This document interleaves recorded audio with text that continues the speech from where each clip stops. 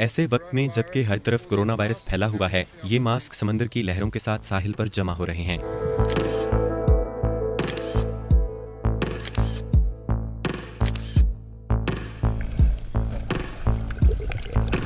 Mask और दस्ताने जो फेंक दिए गए थे, अब समंदर में पहुंच गए हैं। तिब्बी फुजला अब दुनिया में जा बजा देखा जा सकता है।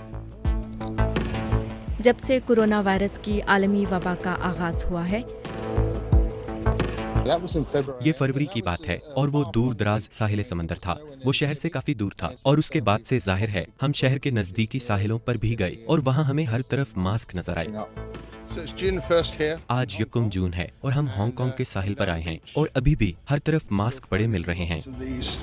साहिल पर हर तरफ इतने हिफाजती लिबास बिखरे पड़े थे कि मैंने गिनती करना ही छोड़ दी। 15 के करीब PPE थीं, लेकिन जरा फासले पर और भी फुजला नजर आ रहा था। माहौलियात के लिए काम करने वाले मुतनब्बे कर रहे हैं कि आलमी वबा समंदर में मजीद आलूदगी का सबब बन सकती है।